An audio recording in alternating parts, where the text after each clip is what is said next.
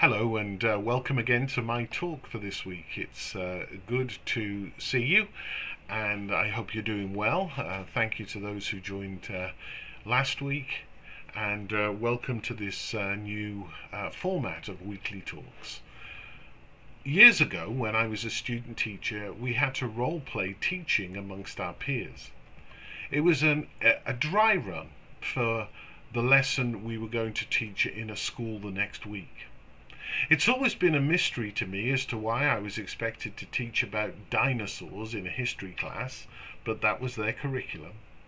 And as I taught my fellow students, they decided to act up and ask questions like, are dinosaurs birds because they lay eggs? The natural sciences represent a huge hole in my education, and I have to admit I had no clue. The whole episode was being filmed in order to provide feedback about how we taught in the classroom control and all those other important things. I went into the review session in trepidation. I was expecting to be told it was an unmitigated disaster.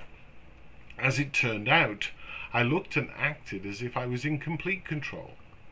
It was on that day that I discovered that interior dialogue is actually much more interesting than what shows on the surface. What I was saying in my head about my fellow students is not fit for publication, but on the outside, everything looked fine. For many of us, the interior conversations are the ones which have the most impact upon us and shape our personality and belief. This can happen with regard to other people. We're often told that first impressions are important. If, when we encounter someone we have never met before, they do something we dislike, they can be perfectly behaved in our view in subsequent meetings, but our interior dialogue will keep going back to that initial event. As many of you know, I became a follower of Jesus when I was 15 years old.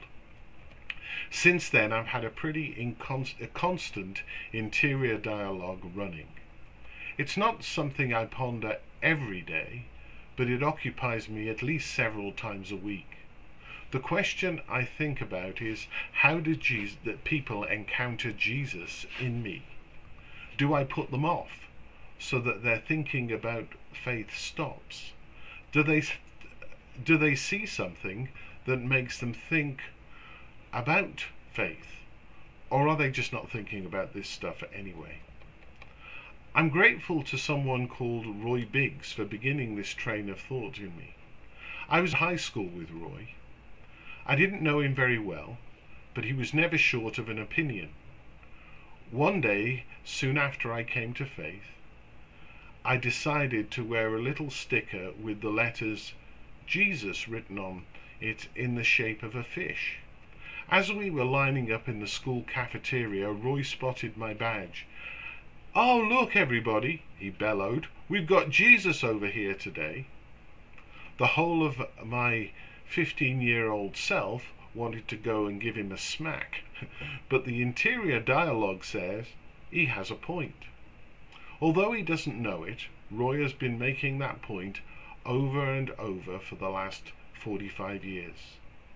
For all of us, whether corporately as church communities or individually as followers of Jesus, our interior dialogue should be centered upon how the people we meet encounter Jesus when they meet us. Thank you again for listening. It being Wednesday, if it's Wednesday you're listening on, then we have the litany at 6 o'clock tonight, and I'm sure I'll see some people there. But otherwise, God bless and stay safe.